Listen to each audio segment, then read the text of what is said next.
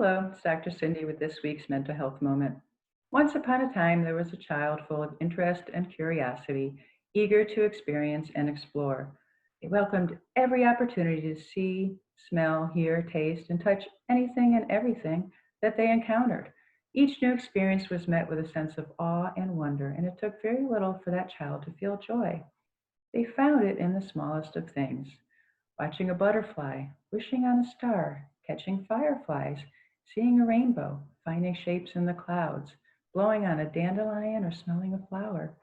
They squealed with delight when they would run through the sprinkler, swing on the swings, go down the slide, tumble in the grass, jump in the leaves, or splash in a puddle.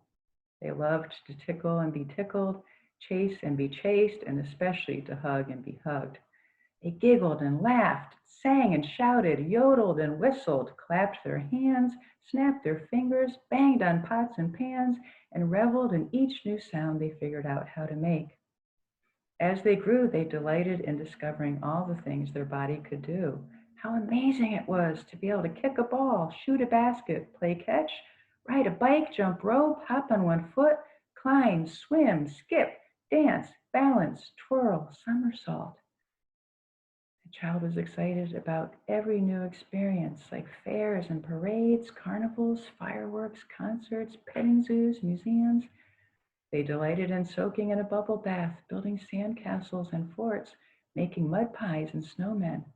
How much fun that child had watching cartoons, coloring, drawing, reading comics, listening to and telling stories, playing dress up, pretending, imagining, creating.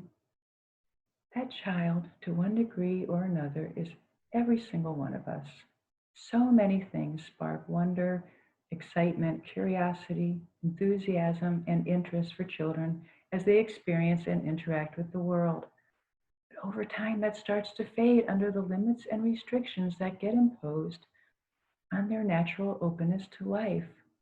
Parental expectations, educational systems, religious teachings, and cultural norms all give children messages about how they should and shouldn't think, feel, act, and be.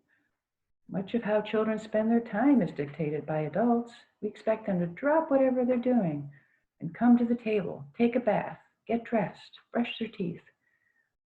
We want them to eat what we put in front of them, go to sleep when we tell them to, and try to use the bathroom even if they don't have to go. Kids are bombarded with messages like slow down, don't touch that, lower your voice, sit still, stop talking, get down, pay attention. Think about how those demands conflict with children's natural tendency to be exploratory, spontaneous, expansive, and expressive. As children, while we learned the rules of engagement and the do's and don'ts of the world, we began to suppress our impulses to experience and explore, and we tried our best to conform to doing as we were told. Yet inside of each of us, there's still a child wanting to enjoy all that life has to offer. You may not be able to immediately connect with him or her, especially if those moments of joy are obscured by more painful memories or difficult experiences that seem much easier to recall. But just as there are younger versions of you holding on to challenging emotions, there are also many earlier versions of you that are still full of wonder and awe and adventure and curiosity. How might it be for him or her to have more influence on your life now? Do you remember the fuzzy sweetness of cotton candy dissolving in your mouth? Or the cold wetness of a snowflake melting on your cheek? What about the softness of your favorite blanket? Do you remember the excitement of the first snowfall, the last day of school, or celebrating your birthday? How about that feeling of waking up on a summer morning and looking forward to seeing how the day would unfold? What things brought you a sense of wonder and curiosity and joy? What would it be like to approach life now through that child's eyes? What experiences would you be having if you felt more free to explore? I spoke in the previous mental health moment about that comfort zone that we all establish for ourselves based on habits and routines we've created and on the style we developed for reacting to and interacting with others. While this gives us a sense of stability and security, it often also holds us back from exploring, experiencing, and enjoying new things. When we always stick with what we know, it keeps us from discovering other things that we might enjoy as well. If you're going out to eat, it's tempting to select your favorite restaurant because you know you like the food there. And if there's a certain meal that you particularly enjoy, the tendency will be to order that again rather than selecting something different off the menu. When we stick with our preferences and continue to play it safe, only choosing what we know we like, we deprive ourselves of new experiences that could also please our palate. If we're not careful, over time we become picky eaters who will only opt for the familiar and not even be willing to try anything else. But there's a reason they say variety is the spice of life. If we look at life as a buffet with a myriad of delicious options to choose from, might it be worth it to taste new things? Now, the reason we often play it safe and go with what we know is we want to be sure that things work out. In order to be willing to work past that, to be open to trying something different, we have to challenge ourselves in our reflexive ways of thinking. I talked in the previous video about some important questions to ask yourself as you're trying to make a decision or debating doing something new. Is this a life or death decision? Is it permanent or irreversible? Is there only one right answer or even any right answer? And what am I expecting? To that, I would add something else to consider, which is, what do I have to lose? Sticking with the meal analogy, if you're hesitant about deviating from what you usually order, what do you really have to lose by trying something new? The worst case scenario is that you will find it absolutely disgusting.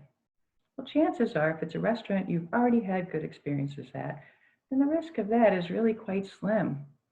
A more likely possibility is that you may not enjoy it as much as you like your old standby. So what? Have you really lost anything? Another possibility is that it could be delicious and might even become your new favorite.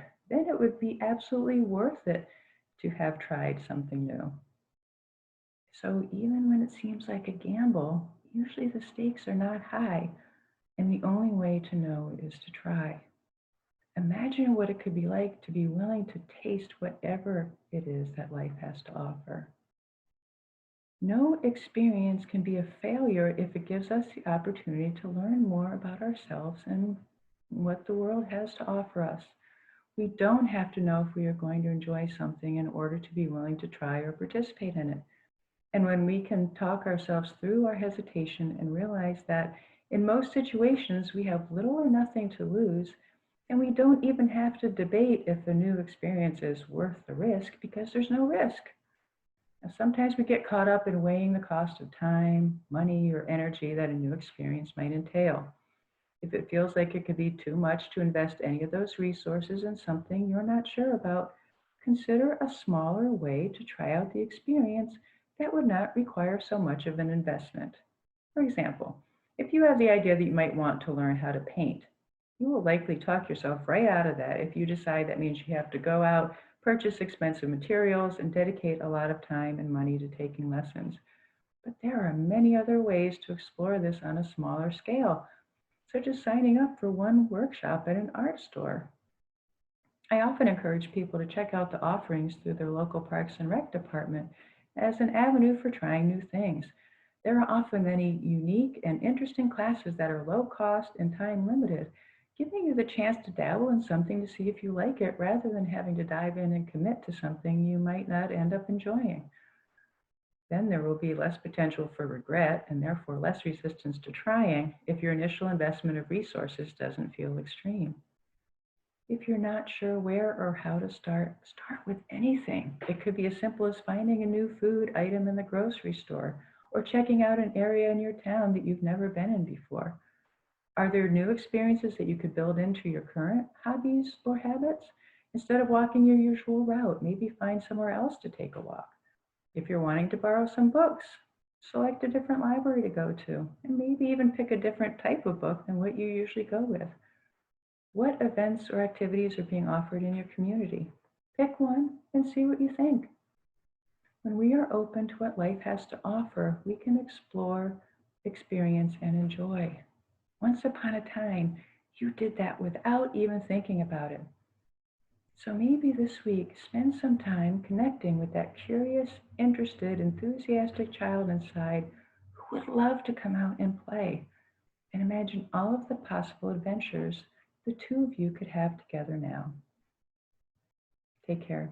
I'll see you next week.